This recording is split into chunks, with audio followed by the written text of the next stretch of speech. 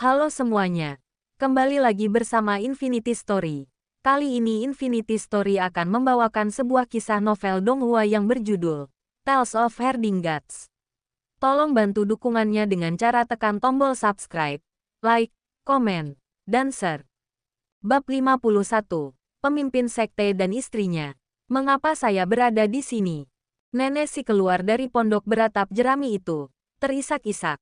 Aku sudah bekerja keras membesarkanmu sampai sebesar ini. Dan kau malah kabur dengan seekor rubah betina tanpa mengucapkan sepatah kata pun, meninggalkan nenekmu sendirian. Dan kau bertanya kenapa aku di sini. Sayapmu sudah mengeras. Dan sekarang kau punya rubah betina. Kau tidak menginginkan nenekmu lagi. Rubah kecil, bagaimana kau ingin mati? Kinmu segera tersenyum dan berkata, Nenek, kau salah paham. Aku bertemu Hulinger secara kebetulan dan mendengar dia menyebutkan Istana Naga Sungai Yong. Jadi aku pergi untuk melihat-lihat. Karena aku sedang bermeditasi pada naga sejati di Istana Naga, aku lupa diri sejenak. Jadi aku tinggal di sana selama 2 hari lagi. Bukan 2 hari, tapi 4. Kau bilang kau sedang bermeditasi pada naga sejati. Nenek si bertanya dengan heran. Rubah betina kecil itu tidak memanfaatkanmu untuk mengisi kembali energinya dan menyerap ki asalmu. Hulinger pemalu dan penakut, dan juga sedikit takut.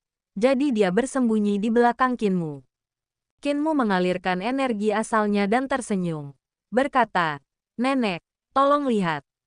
Raungan naga yang rendah bergema. Ki asal Kinmu melonjak, berubah menjadi naga besar yang melilit tubuhnya. 2 cakar naga menyatu dengan lengannya. Saat Kinmu bergerak, dia melayangkan pukulan dengan suara menggelegar, dan suara petir meletus. Dia melayangkan pukulan demi pukulan, dan suara menggelegar itu bergema bolak-balik di lembah, boom, boom, bergetar tanpa henti. Nyeri vital naga Azure, Nenek si sangat terkejut. Dia tahu bahwa Matua belum mengajarkan sutra Tathagata Mahayana kepada Kinmu, dan tanpa teknik kultivasi yang sesuai untuk 8 bentuk suara petir. Sekuat apapun ki asal Kinmu, pencapaiannya dalam 8 bentuk suara petir tidak akan terlalu tinggi. Namun kini, Kinmu benar-benar menghasilkan suara guntur, tinjunya seperti guntur yang bergemuruh, hanya saja tidak ada petir sungguhan. Di alam janin spiritual, tanpa teknik pengembangan pikiran yang sesuai, melakukan hal ini hampir mustahil. Poin terpenting bukanlah ini, melainkan ki vital naga Azure. Naga biru yang melilit tubuh Kinmu barusan adalah ki vital naga biru yang unik bagi tubuh roh naga biru di antara 4 tubuh roh agung. Ini sudah merupakan atribut ketiga yang dimiliki oleh vital ki tubuh hegemon Kinmu. Dengan mengamati air dan api, energi vital tubuh hegemonnya telah memperoleh atribut air dan api, yang sesuai dengan energi vital kura-kura hitam dan energi primordial burung merah. Dan sekarang dia juga memiliki atribut petir dari energi vital naga biru. Mungkin kamu kecil memanen rubah betina kecil itu dan meningkatkan kultivasinya secara signifikan. Tidak, aku belum mengajarkannya jalan iblis apapun.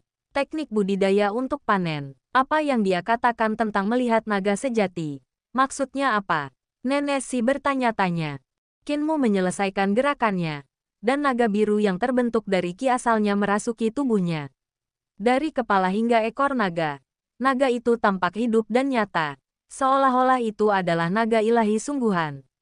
Ia juga merasa terkejut sekaligus bahagia di dalam hatinya. Ia tidak menyangka bahwa ia benar-benar mampu menghasilkan suara petir. Biksu kecil Clearheart melakukan 8 bentuk suara guntur untuk menghasilkan suara guntur, yang membuat Kinmu iri. Jika Kinmu melakukan segel kekuatan agung Dewa Iblis, dia juga bisa menghasilkan suara guntur. Tetapi segel kekuatan agung Dewa Iblis menghabiskan terlalu banyak energi. 8 jurus suara petir hanya membutuhkan sedikit energi, dan dikombinasikan dengan seni 3 ramuan tubuh hegemon, yang lebih cocok untuk kultivasi selama pertempuran guna meningkatkan kultivasi. Dapat dikatakan bahwa energi asalnya hampir tidak terkonsumsi selama pertempuran. Kemampuan untuk menghasilkan suara petir dapat membuat kekuatannya meningkat secara signifikan. Dia menceritakan pertemuannya di Istana Naga. Nenek si mendengarkan dengan terpesona. Ketika Kinmu berbicara tentang pertemuannya dengan kerangka-kerangka berseragam resmi dan mayat-mayat kering, Mata nenek si berkedip dan dia berkata, dua cara kematian yang berbeda. Ada sesuatu yang aneh tentang ini. Kamu harus berhati-hati saat masuk. Kinmu kemudian menyebutkan naga muda yang disegel oleh es hitam mutiara naga dan Gulinuan. Nenek si bertepuk tangan dan tersenyum. Anak tua Gulinuan itu aneh. Kerangka-kerangka yang mengenakan seragam resmi itu pasti mati di tangannya dan dimakan olehnya. Orang-orang di kalangan pejabat selalu menjadi orang-orang yang memakan orang lain tanpa membuang tulangnya. Bagaimana kau bisa menipunya? Hulinger mendengarkan dengan kagum. Wanita tua ini belum pernah melihatnya dengan mata kepala sendiri.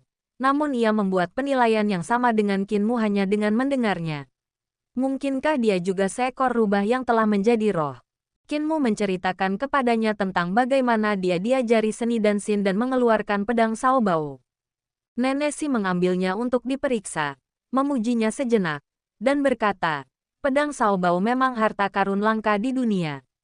Kerajaan Perdamaian Abadi mengerahkan seluruh kekuatan negara untuk menempa 16 pedang peringkat pertama.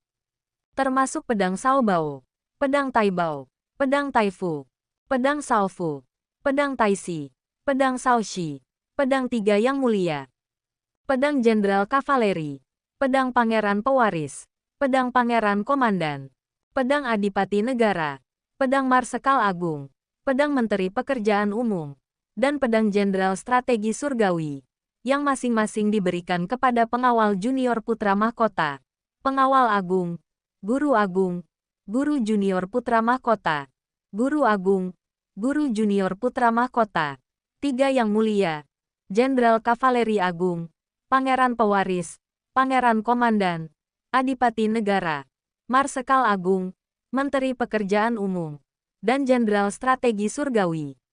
Meskipun pedang Saobao tidak sebaik pedang peringkat pertama, mengeluarkannya sebagai harta karun pelindung kota untuk sekolah lain sudah lebih dari cukup. Apakah nilainya setinggi itu? Kinmu terkejut dan berkata, bagaimana perbandingan pedang ini dengan tongkat Zen Sikiluo? Nenek si berkata, kurang lebih sama, tidak jauh lebih tinggi. Tongkat Zen Sikiluo memiliki berkah dari Tathagata. Sedangkan pedang Saobao, sebagai pedang pejabat tingkat pertama, mewarisi keberuntungan kerajaan perdamaian abadi, dan kekuatannya sangat dahsyat. Kinmu bertanya.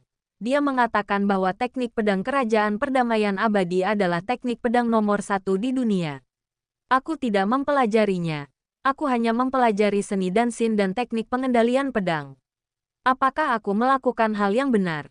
Kau benar tidak mempelajarinya. Teknik pedang guru Kekaisaran Yankang memang bagus, tetapi Gulinuan adalah anggota aliran iblisku saat itu. Jadi teknik pedangnya mungkin belum mencapai level guru Kekaisaran Yankang. Teknik pedang bergantung pada orangnya. Sebagus apapun teknik pedangnya, jika gurunya mengajarkannya dengan buruk, akan penuh dengan kekurangan. Lihatlah biksu kecil hati jernih. Dia juga mengkultivasi 8 bentuk suara petir, tetapi gurunya mengajarinya dengan buruk, sehingga dia meninggalkan kekurangan di tenggorokannya. Nenek si berkata dengan sungguh-sungguh, oleh karena itu, ketika mempelajari teknik pedang, kamu harus memilih guru terbaik.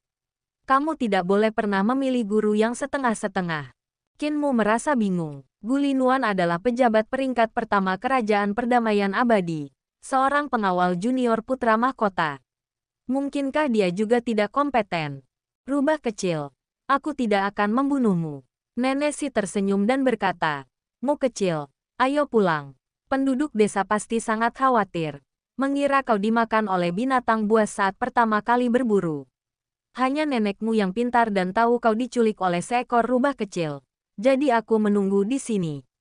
Ngomong-ngomong, rubah kecil, aku sudah membolak-balik buku-buku kuno milikmu dan menulis catatan untukmu. Kau bisa membacanya sendiri. Itu bisa menyelamatkanmu dari beberapa jalan memutar. Hulinger merasa malu dan menundukkan kepala, sambil berkata, aku tidak tahu cara membaca. Nenek si terkejut dan tersenyum. Dasar perempuan yang jujur. Mengingat kau tidak menyerangmu kecil dan membiarkanmu kecil mendapatkan kesempatan. Baiklah, nenek tidak akan berbohong padamu. Jika kau berlatih sesuai catatanku, kau pasti akan mengalami penyimpangan ki dan mati dengan menyedihkan. Siapa yang menyuruhmu merayu anakku? Hulinger bergidik. Berpikir, tuan mudamu benar. Para lelaki dan perempuan tua di desa mereka semuanya ahli dalam penipuan dan kecurangan. Mereka adalah rubah tua yang telah menjadi roh. Tidak lama kemudian, mereka tiba di desa Chanlao. Qinmu sedikit terkejut, hanya untuk melihat bahwa desa lain telah muncul di sebelah desa Chanlao, meskipun dia tidak tahu kapan. Desa ini jelas baru dibangun, jauh lebih besar daripada desa Chanlao, dan sangat megah, dengan bangunan dan paviliun yang memancarkan kesan kemewahan. Rumah-rumah di desa Chanlao semuanya terbuat dari dinding lumpur biasa dengan atap jerami, dan terkadang bocor saat hujan. Saat hujan, Qinmu sering memegang baskom untuk menampung air hujan di dalam rumah. Dibandingkan dengan desa tetangga yang tiba-tiba muncul ini, desa Chanlao tampak jauh lebih kumuh. Wajah nenek si tiba-tiba muram. Dia tidak berkata apa-apa dan membawa Qinmu menuju desa Chanlao. Dan desa baru ini terletak di pinggir jalan di pintu masuk desa. Pada saat itu, orang-orang asing berjalan keluar dari desa itu dan berdiri di pinggir jalan, tua dan muda, laki-laki dan perempuan. Setiap kali nenek si berpapasan dengan seseorang, orang itu akan membungkuk dan berkata dengan hormat, "Nyonya." Bahkan orang-orang tua berambut putih pun akan membungkuk dan memberi hormat. Dengan penuh hormat memanggilnya Nyonya.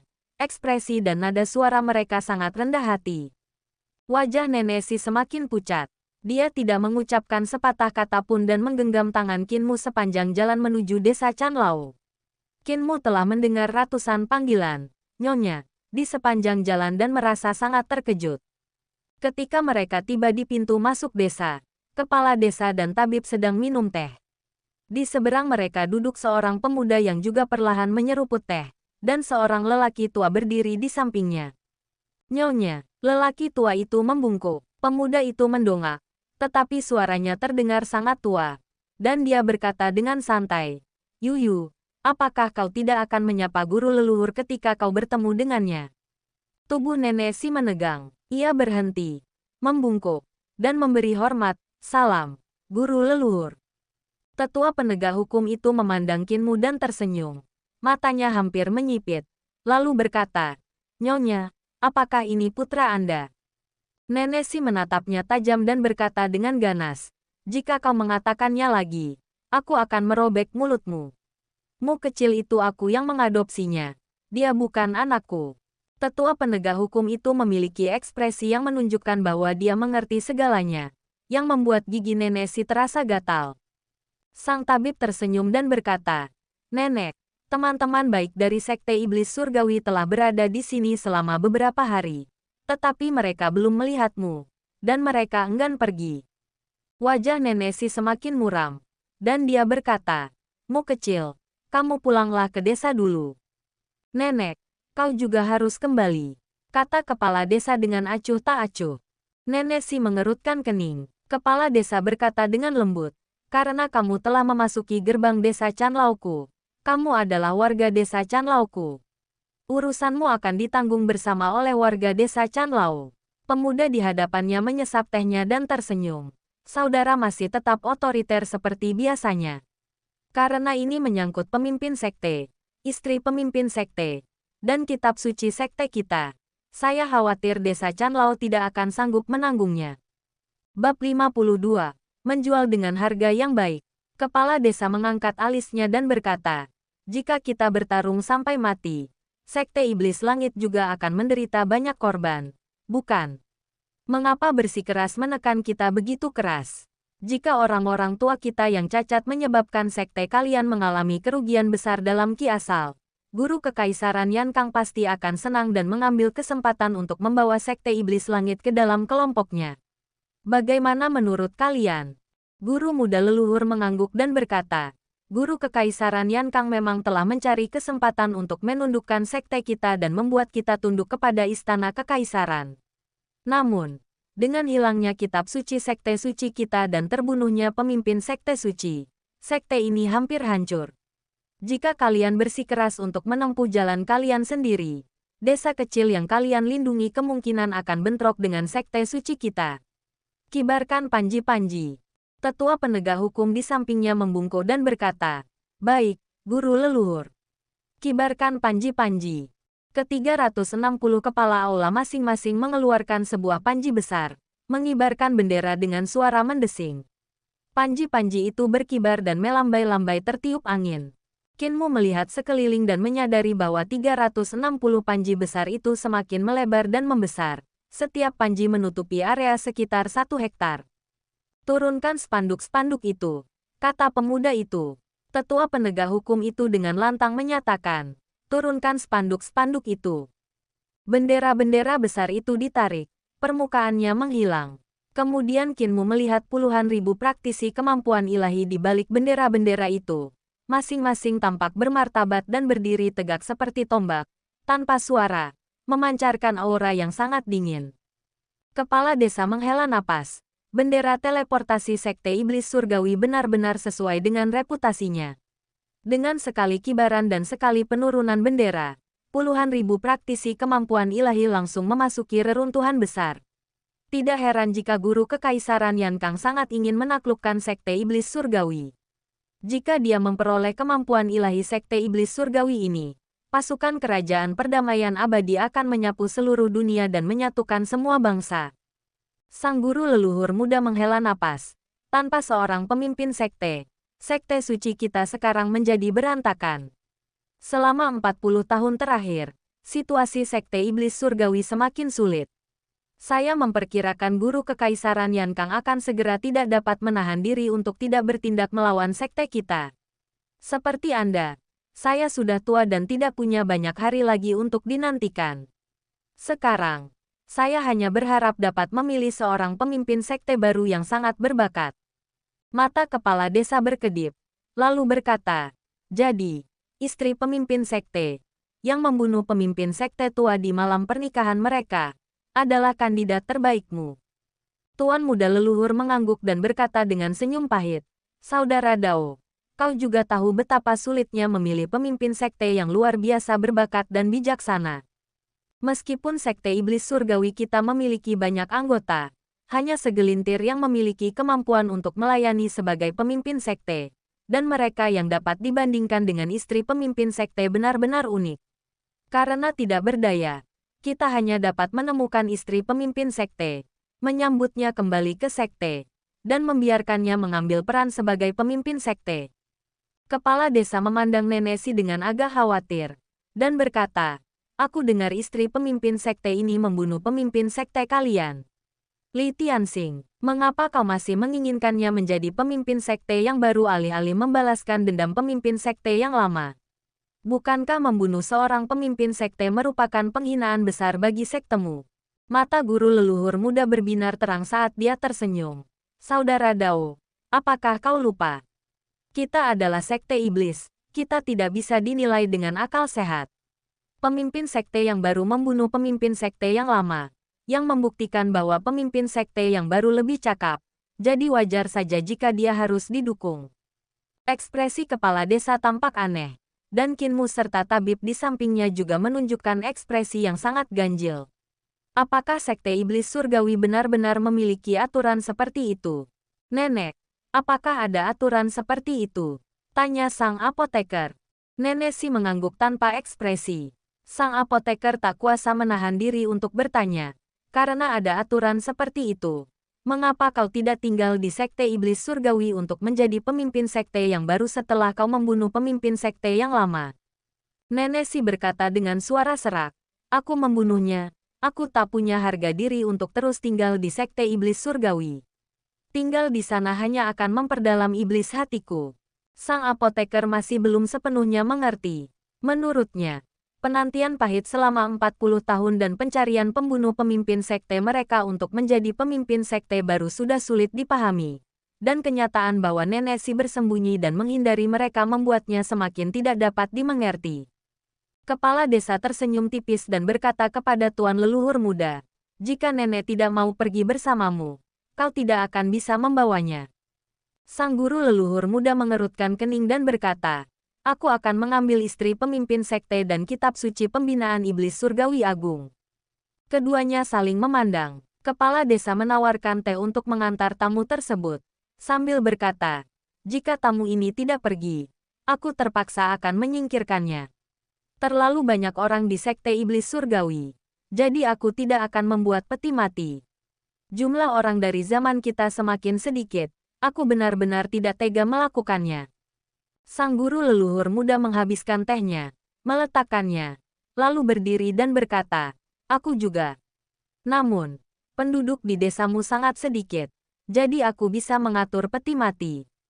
Tunggu, Nenek Si tiba-tiba berbicara sambil tersenyum. Kepala desa, tabib, kau dan Mu kecil kembalilah ke desa dulu. Aku akan berbicara dengan guru leluhur. Jika kita tidak bisa mencapai kesepakatan, maka kita akan bertarung sampai mati. Jika kita bisa mencapai kesepakatan, semua orang akan bahagia. Bukankah itu hal yang baik? Kepala desa meliriknya. Dan Nenek Si tersenyum. Jangan khawatir. Paling buruk, mereka akan menculikku.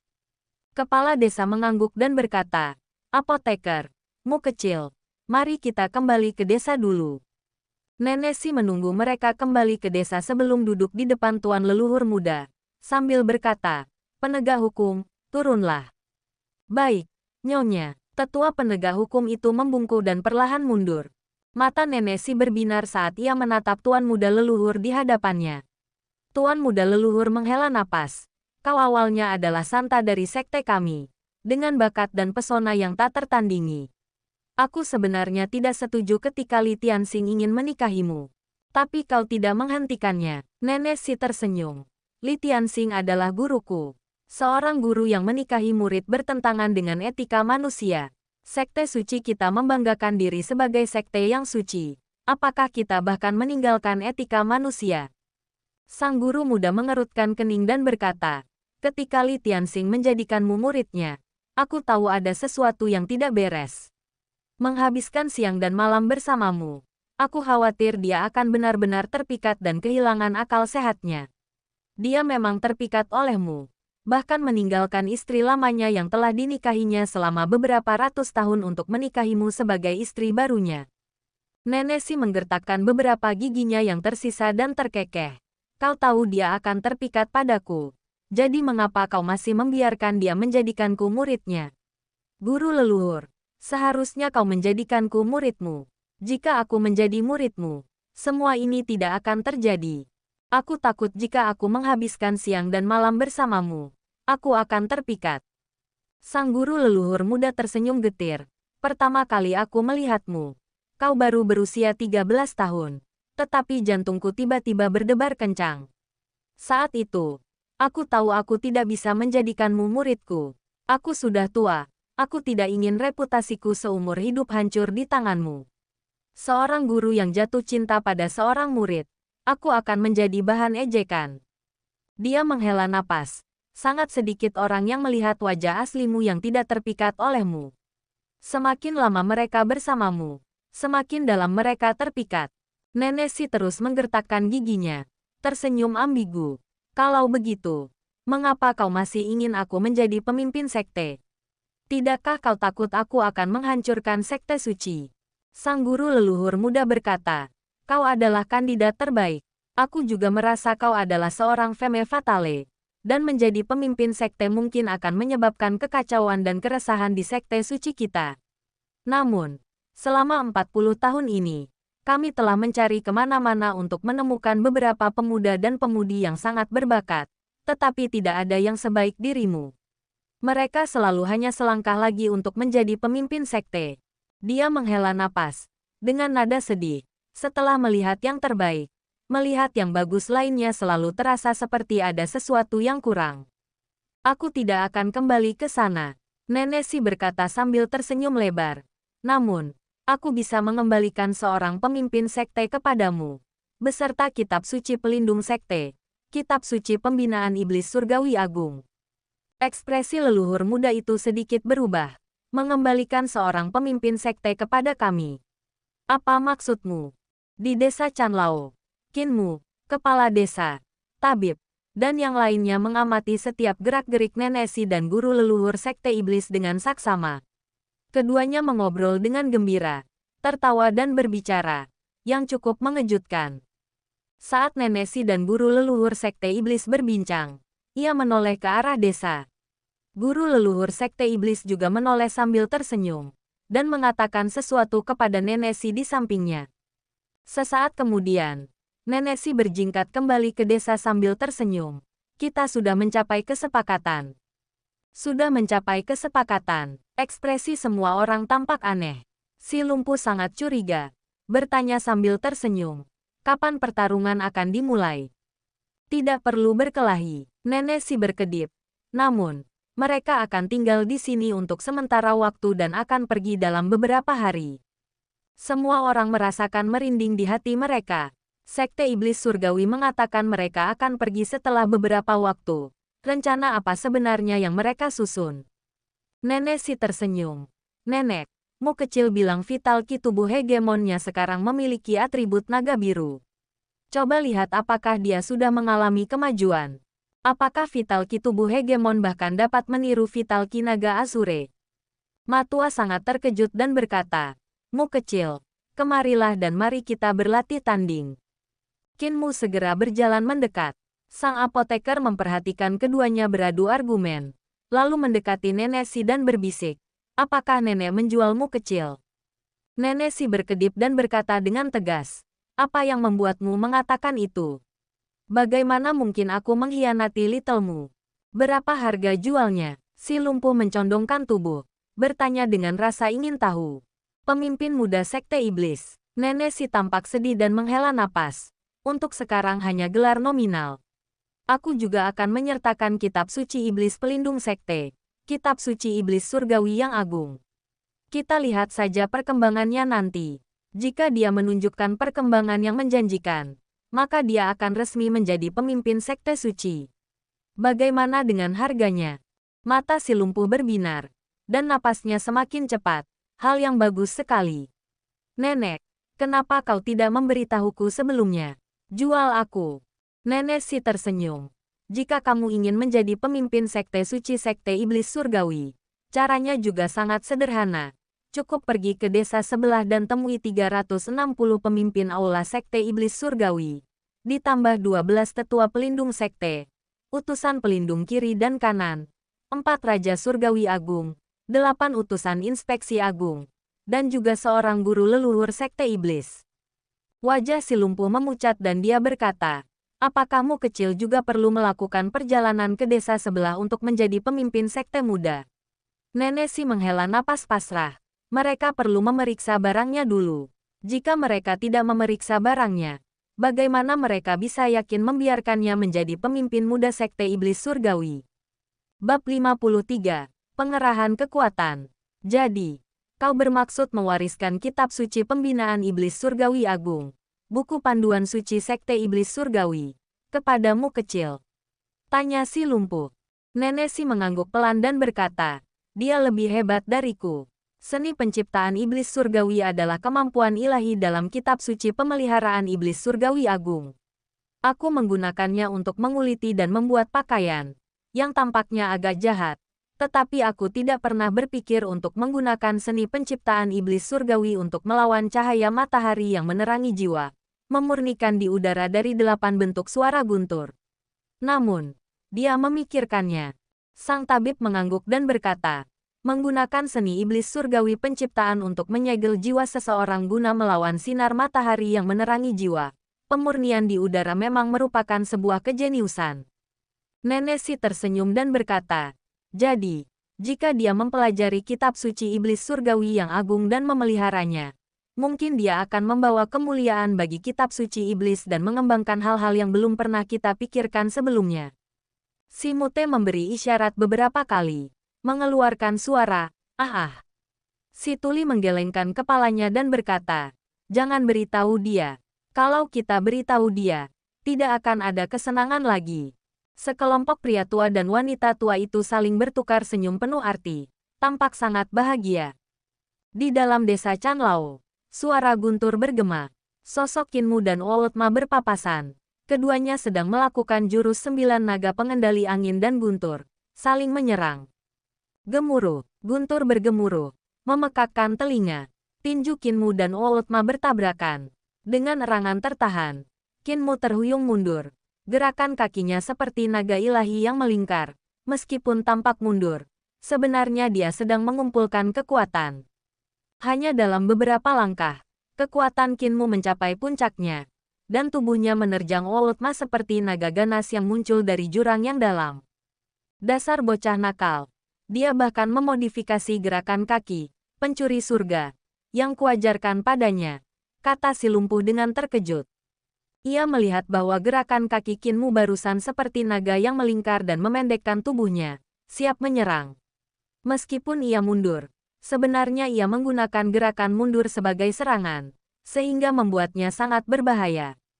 Gerakan kaki, pencuri surga, miliknya tak tertandingi. Tetapi karena kebiasaan, si lumpuh selalu lebih menyukai pencurian kecil-kecilan dan tidak pernah peduli untuk meningkatkan kekuatan serangan dari gerakan kakinya.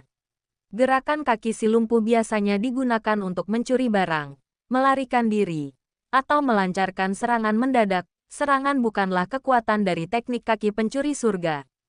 Qinmu hanya sedikit memodifikasi gerakan kakinya, tanpa sadar menerapkan pesona naga ilahi.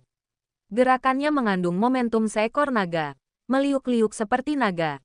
Bang, bang, bang, serangkaian pukulan eksplosif terdengar.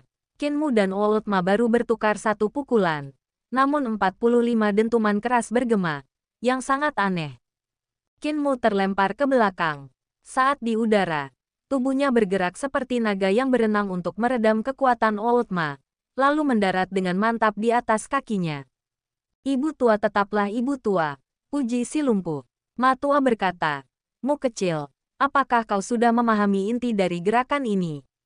Qinmu menunjukkan ekspresi terkejut dan berkata, "Kekuatan tinjumu berbeda dengan kekuatanku. 45 naga dalam kekuatan tinjuku semuanya adalah jenis naga yang sama. Tetapi dalam kekuatan tinjumu, ada 45 jenis naga ilahi yang berbeda, masing-masing dengan kekuatan naga yang berbeda. Kamu sudah menyadarinya." Ma tua menunjukkan ekspresi puas dan berkata, "Di kuil suara guntur agung, terdapat 100 ukiran relief naga surgawi yang disebut diagram 100 naga. Ukiran-ukiran itu dibuat oleh Tathagata generasi pertama berdasarkan 100 jenis naga surgawi yang pernah dilihatnya, ditujukan agar murid-murid selanjutnya dapat mengkultivasi kekuatan tinju 9 naga pengendali angin dan guntur. Ketika aku mengkultivasi 9 naga pengendali angin dan guntur, yang kulihat bukanlah naga sungguhan, melainkan relief-relief ini. 9 naga pengendali angin dan guntur mengandung 45 jenis kekuatan naga dan membutuhkan 45 jenis diagram naga. Namun, kuil suara guntur agung memiliki 100 jenis diagram naga. Apakah kau tahu apa artinya itu?" Jantung Qinmu berdebar kencang, dan dia berseru, "Setiap kali kau melakukan 9 naga pengendali angin dan petir, kekuatan naga yang terkandung di tinjumu berbeda dari sebelumnya." Ma tua mengangguk. Jurus 9 naga pengendali angin dan petir tampak seperti pukulan biasa, tetapi sebenarnya mengandung banyak variasi. Hanya saja variasi-variasi ini tersembunyi di dalam kekuatan internal tinju, sehingga tidak terlihat oleh orang lain. "Mu kecil, perhatikan baik-baik." Ma tua melayangkan pukulan dengan satu lengannya. Saat pukulan itu dilayangkan, terdengar suara raungan naga, diikuti gemuruh guntur. Energi asal berbentuk naga menyembur keluar, serangan naga yang mengamuk, seperti naga yang muncul dari jurang, siap melahap manusia begitu ia terbebas. Kemudian terdengar 2 raungan naga lagi. 2 naga muncul dari tinjunya, saling bersilangan. Tubuh besar mereka saling berbelit saat mereka terus menerobos maju. 3 raungan naga menyusul. Ketiga jenis kekuatan naga itu sangat dahsyat dan dahsyat, mampu menghancurkan monumen dan batu. Kemudian muncullah 4 naga menerkam, 5 naga memurnikan iblis, 6 naga reinkarnasi, 7 naga membalik laut, 8 bagian naga surgawi, dan 9 naga angin dan guntur. Satu pukulan Ma tua melepaskan 45 kekuatan tinju berbentuk naga, yang tampak hidup dan nyata seperti naga sungguhan. Dia melayangkan pukulan itu ke langit. 45 naga azure tiba-tiba muncul di langit di atas desa Chanlao, disertai suara guntur dan kilat yang saling berpotongan. Ke-45 naga azure itu melayang ke awan. Qinmu mendongak dan melihat awan di langit tiba-tiba hancur dan lenyap. Saat awan itu hancur berkeping-keping, Sebuah kepala manusia tiba-tiba jatuh dari pecahan-pecahannya dan mendarat di kaki Kinmu. Kinmu terkejut. Setelah melihat lebih dekat, ia melihat itu adalah kepala seorang biksu yang tersembunyi di dalam awan karena alasan yang tidak diketahui. Mungkinkah ada iblis yang membunuh biksu ini dan membawa kepalanya ke awan? Saat Kinmu sedang menebak-nebak, beberapa dentuman lagi terdengar ketika dua lengan dan dua kaki jatuh dari langit, dengan bagian tubuh mendarat di luar desa. Itu bukan perbuatan setan. Jantung Kinmu berdebar kencang. Biksu ini bersembunyi di awan. Si bisu, si tuli, si jagal, dan penduduk desa lainnya tampaknya sudah lama terbiasa dengan pemandangan seperti itu dan tidak memperhatikannya. Matua juga tampaknya tidak menyadari bahwa dia telah membunuh seorang biksu. Dia mendongak ke arah guru leluhur dari sekte iblis di luar desa. Dia sedang memamerkan kekuatannya. Sebuah unjuk kekuatan kepada guru leluhur dari kultus iblis, untuk mengintimidasi banyak ahli dari kultus iblis surgawi. Di desa tetangga, guru leluhur muda itu agak terharu dan berkata, teknik tinju dan kemampuan ilahi kuil guntur agung memang mengesankan, meskipun dia masih sedikit di bawah level Tathagata tua. Aku tahu siapa pria bertangan satu itu. Dia adalah orang buangan dari kuil guntur agung. Yang Mulia Ma, Dewa Raja Kuda. Dulu, dia berjuang keluar dari kuil guntur agung dan menjadi terkenal hanya dalam satu pertempuran. Aku tidak menyangka dia hidup mengasingkan diri di sini. Desa kecil ini tidak bisa diremehkan. Tetua penegak hukum memandang tubuh yang jatuh dari langit dan berkata, ini adalah seorang biksu dari kuil suara guntur agung, yang dibunuh oleh Dewa Raja Kuda. Aneh. Mengapa seorang biksu dari kuil suara guntur agung muncul di sini? Guru leluhur muda itu tersenyum dan berkata, mungkin dia di sini untuk memantau Dewa Raja Kuda. Ini masalah kecil. Tathagata sudah tua dan tidak akan lagi meninggalkan gunung. Namun, teknik tinju pemuda itu sangat menarik. Sungguh sangat menarik, tingkatnya cukup tinggi. Meskipun dia jelas belum mempelajari Sutra Mahayana Tathagata, dia masih dapat sepenuhnya melepaskan kekuatan 8 bentuk suara guntur. Di desa itu, Matua mengalihkan pandangannya dan melanjutkan. Mu kecil, apa yang kau lihat dari pukulanku barusan? Kinmu menekan kebingungan di hatinya. Ke-45 naga Azure tadi bukan hanya berbeda bentuk, tetapi spesiesnya pun benar-benar berbeda, yang sungguh mengejutkannya. Tiba-tiba, Olotma kembali melakukan jurus 9 naga pengendali angin dan petir. 45 jenis naga biru muncul di udara sekali lagi, dengan guntur dan kilat bergemuruh serta angin dan awan berputar-putar saat mereka melesat ke langit yang tinggi. Matua melayangkan pukulan demi pukulan. Semakin banyak kekuatan tinju berbentuk naga muncul di udara, berhimpitan rapat, hingga area dalam radius 100 mil dipenuhi naga biru yang terbang. Naga-naga Azure itu membentuk formasi megah di langit. Tubuh mereka saling berjalin membentuk cakram naga raksasa. Dengan kepala menghadap keluar, mereka tiba-tiba mengeluarkan raungan dahsyat.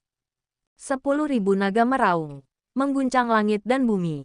Ini bukan lagi sekadar menunjukkan kebenaran mendalam 9 naga pengendali angin dan petir kepada Kinmu, tetapi sebuah pertunjukan kekuatan yang terang-terangan kepada reruntuhan agung, kepada sekte iblis surgawi, dan kepada mereka yang menyimpan niat jahat terhadap desa Chanlao.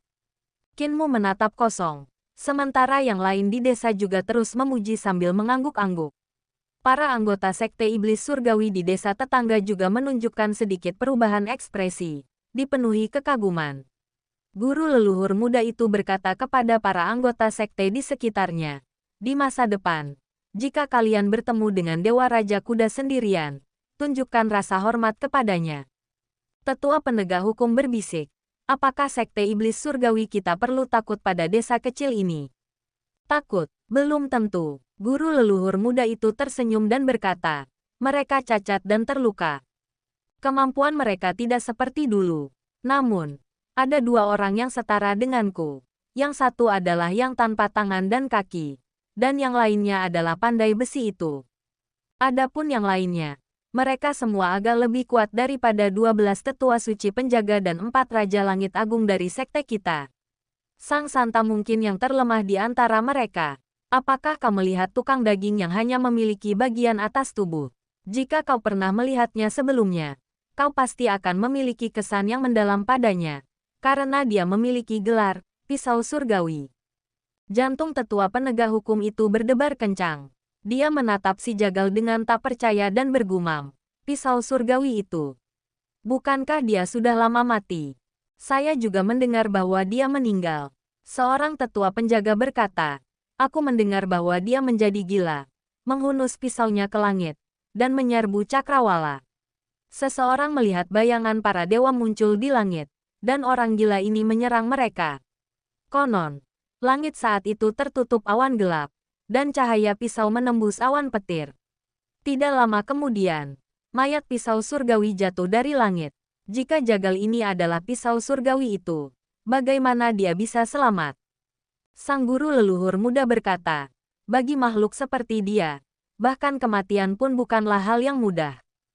Tetua penegak hukum bertanya dengan bingung, guru leluhur, mengapa Anda menyetujui permintaan istri pemimpin sekte untuk membiarkan bocah muda ini menjadi pemimpin sekte muda sekte suci kita? Saya rasa kekuatannya tidak begitu hebat. Kekuatan pemuda ini memang tidak begitu mengagumkan. Dia masih sangat muda saat ini. Tapi siapa orang-orang di sekitarnya? Sang guru leluhur muda berkata sambil menyeringai menyipit. Para ahli di sekitarnya sangat menakutkan. Para ahli ini adalah tokoh-tokoh yang pernah menimbulkan gejolak di zamannya, masing-masing dengan keahliannya sendiri. Pemuda ini adalah anak didik mereka, dan mereka mewariskan semua yang telah mereka pelajari dan sadari dalam hidup mereka kepadanya. Dikombinasikan dengan kitab suci iblis surgawi pembina agung milik sekte kita. Hehe, jika dia menjadi pemimpin sekte suci kita akan memperoleh keuntungan yang sangat besar. Tetua penegak hukum itu terkesan. Guru leluhur itu bijaksana, tapi mengapa guru leluhur masih ingin mengujinya? Sang guru leluhur membalas, bagaimana jika dia idiot? Jadi dia harus diuji. Beritahu para kepala aula dari 360 menara. Mereka hanya diperbolehkan menggunakan keterampilan di alam janin roh. Besok, kita tunggu dia memasuki menara. Bab 54, 360 kamar. Di desa itu, Matua menarik tinjunya dan bertanya kepada Kinmu, apakah kau melihatnya dengan jelas? Aku melihatnya dengan jelas. Kinmu merenung. Setiap jenis kinaga mewakili kekuatan yang berbeda.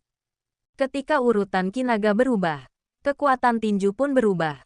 Dengan mengacak urutan 100 jenis kekuatan tinju naga biru, jurus ini, 9 naga pengendali angin dan petir akan memiliki variasi yang tak terhitung jumlahnya. Jika seseorang menerima pukulan pertamaku, mustahil bagi mereka untuk menggunakan jurus yang sama untuk menerima pukulan keduaku. Bahkan jika aku melayangkan 100 atau 1000 pukulan, kekuatan setiap pukulan tidak akan pernah sama. Matua menunjukkan sedikit senyum yang jarang terlihat dan berkata, di masa lalu, energi vital tubuh hegemonmu tidak memiliki atribut, sehingga kamu tidak dapat mengkultivasi Sutra Mahayana Tathagata. Dan aku berjanji kepada kuil suara guntur agung bahwa aku tidak akan menyebarkan Sutra Mahayana Tathagata kepada orang luar. Sekarang energi vital tubuh hegemonmu memiliki atribut naga biru.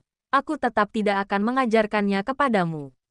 Namun, selama kamu memahami prinsip-prinsip tinju, apakah kamu mempelajari Sutra Mahayana Tathagata atau tidak, itu tidak lagi penting. Kamu telah memperoleh pesona, bentuk, aura, ki, dan semangat naga.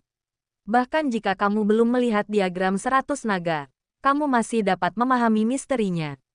Dengan mengandalkan seni 3 eliksir tubuh hegemonmu, kekuatan 8 bentuk suara guntur tidak akan kalah dengan Sutra Mahayana Tathagata. Kinmu sangat bersemangat. Patua selalu dingin dan jarang memuji orang lain. Menerima pujiannya membuatnya sangat bahagia. Terlebih lagi, kata-kata Patua memberinya inspirasi dan memicu ide-ide lain. 9 naga pengendali angin dan petir dari 8 bentuk suara petir terutama menggunakan kinaga. Jadi bagaimana dengan bentuk pertama? Sendirian di Laut Timur memegang petir musim semi. Mungkinkah esensi dari bentuk ini diperoleh dengan mengamati sebuah sungai besar yang menggantung terbalik, mengalir deras ke laut, dan suara guntur musim semi serta deburan ombak? Dan perpindahan apakah gerakan menjentikkan jari dan menggelegar seperti suara pipa itu berhubungan dengan ritme musik? Ada juga jurus-jurus seperti kuafu mengejar matahari dengan angin dan petir yang dahsyat. Dan sinar matahari menerangi jiwa, memurnikan di udara. Mereka pasti memiliki metode pemahaman mereka sendiri. Semakin dia berpikir, semakin bersemangat dia, berharap dia bisa segera meninggalkan rumah untuk menjelajahi dunia, mengamati misteri langit dan bumi dan menyaksikan rahasia penciptaan yang mendalam. Besok, ingatlah untuk bangun pagi dan pergi ke desa tetangga untuk menyampaikan belasungkawa, kata nenek si sambil tersenyum. Kinmu bertanya dengan bingung. Nenek, orang-orang di desa tetangga berasal dari sekte iblis surgawi. Mengapa mereka memanggilmu istri pemimpin sekte? Mengapa mereka ingin kau menjadi pemimpin sekte? Jika kau tidak mau, mengapa mereka masih ingin membunuh kami? Nenek si mengelus kepalanya dan tersenyum. Kamu akan tahu di masa depan. Pagi-pagi sekali keesokan harinya, Kinmu mandi dan makan, lalu pergi mengambil telur. Naga induk ayam menyerbu dengan agresif dan bertarung dengan Kinmu, tanpa ada yang unggul.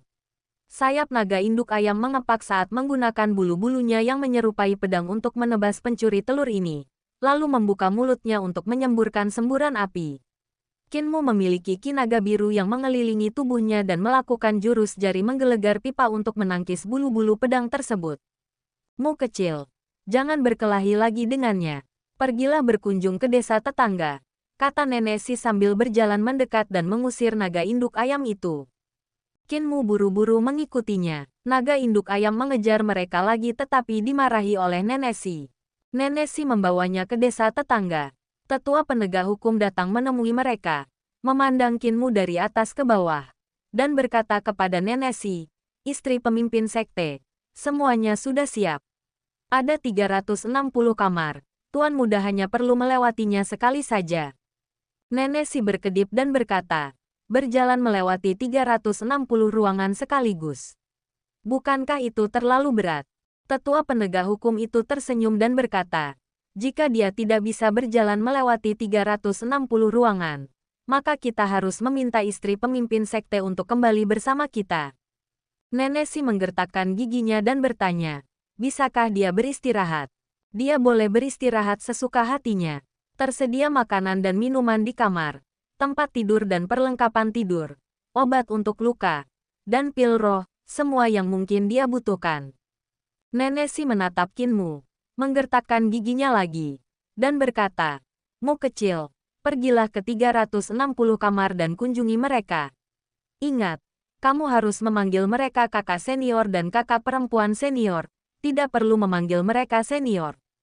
Kinmu mengangguk dan berjalan menuju ruangan pertama di bangunan kayu pertama. Sambil tersenyum, 360 ruangan. Aku penasaran berapa lama waktu yang dibutuhkan untuk mengunjungi semuanya. Nenek, aku masuk dulu. Nenek si memperhatikan punggungnya dan tiba-tiba berkata, Mu kecil, tahukah kamu apa yang akan kamu hadapi begitu kamu masuk? Kinmu menoleh ke belakang dan tersenyum. Aku tahu. Aku tidak akan membiarkan mereka membawa nenek pergi. Nenek si merasakan kehangatan di hatinya saat ia berbalik untuk pergi. Ketika ia menjemput anak ini di tepi sungai saat itu, ia tidak pernah membayangkan bahwa bayi itu suatu hari nanti akan berbagi beban dengannya. Kinmu memasuki ruangan pertama di gedung pertama.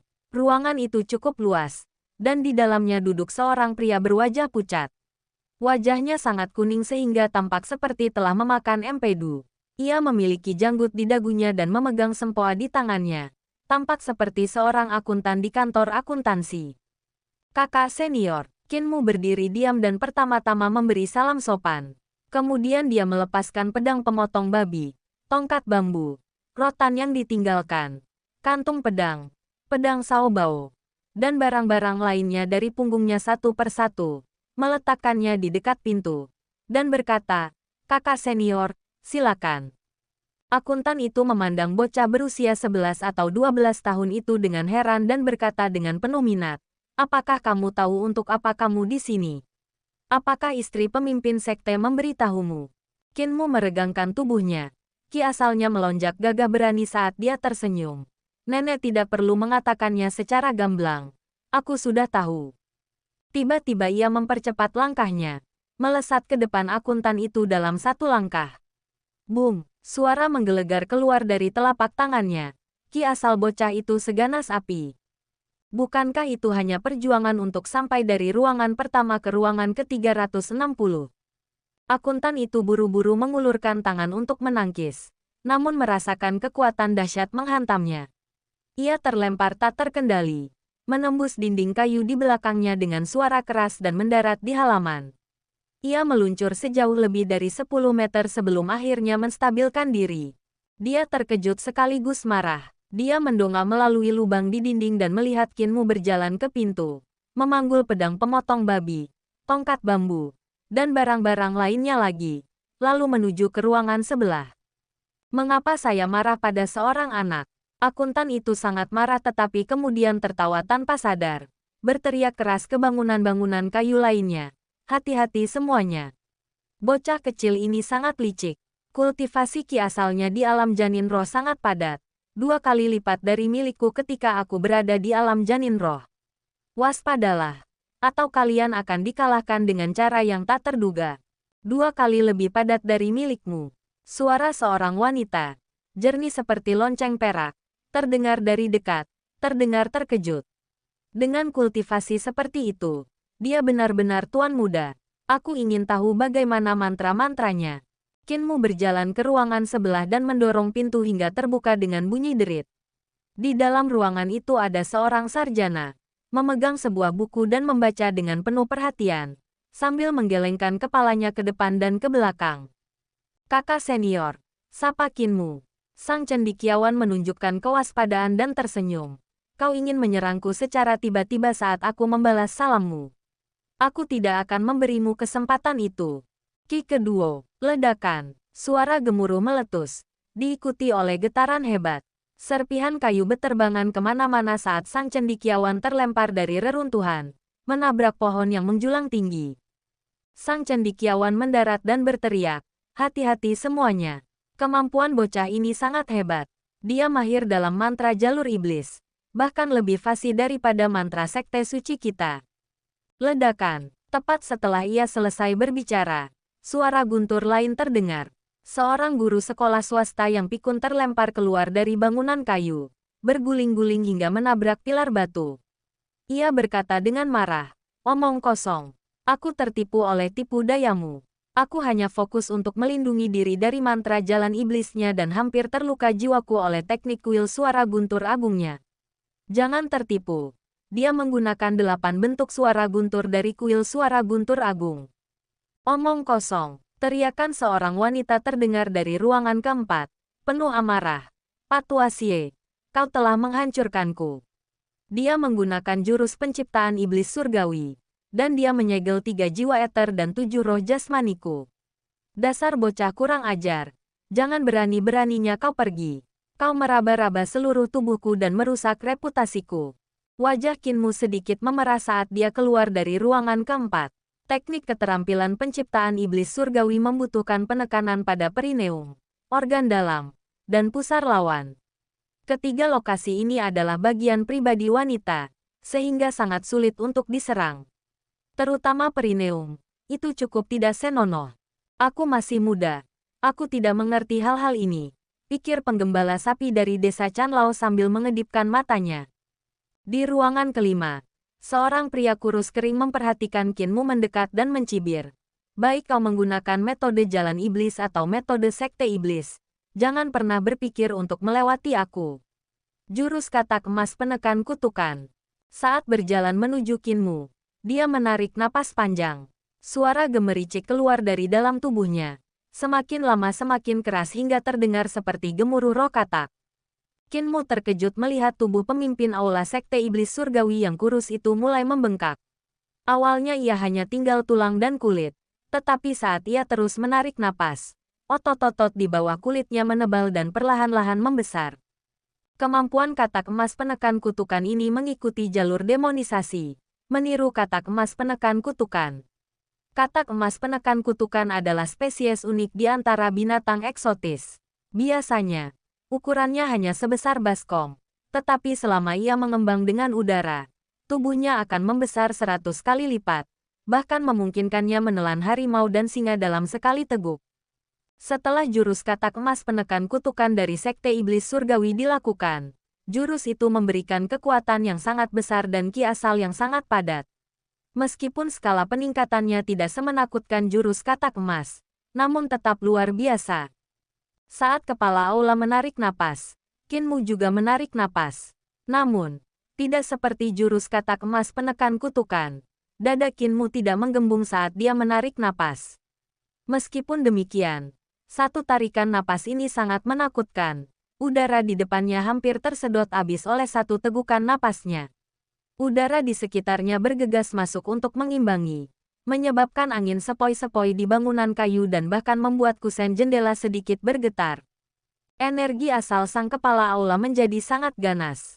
Setelah menyelesaikan tarikan napasnya, seluruh tubuhnya dipenuhi otot-otot yang ganas. Setiap ototnya seperti batu. Meregangkan pakaiannya begitu ketat hingga tampak siap robek kapan saja. Tubuhnya pun secara bertahap bertambah tinggi. Akhirnya mencapai lebih dari 10 kaki tingginya. Seperti raksasa kecil. Sementara itu, tubuh Qin Mu tetap seperti biasa. Tanpa perubahan apapun. Keahlian katak emas penekan kutukan. Kekuatan tak terkalahkan. Aku bisa menghancurkanmu dengan satu pukulan. Gu. Kepala aula mengangkat telapak tangannya, yang telah membesar sebesar kipas daun eceng gondok dan semerah darah. Ruangan itu dipenuhi cahaya merah darah saat dia melayangkan pukulan yang hampir membuat udara meledak, diarahkan ke Qin Mu. Qin Mu juga melayangkan pukulan. Satu tinjunya besar dan yang lainnya kecil, dan keduanya bertabrakan dengan suara dentuman keras. Pada saat benturan, seluruh bangunan kayu itu berguncang hebat. Kepala aula mendesah tertahan dan mundur selangkah. Otot-otot di lengannya menggeliat seolah-olah seekor naga telah menggali ke dalam. Bergerak bergelombang di bawah kulitnya dan dengan cepat menembus dari lengannya menuju jantungnya. Ekspresinya sedikit berubah. Dan dia mengangkat tangan satunya untuk menebas lengannya sendiri.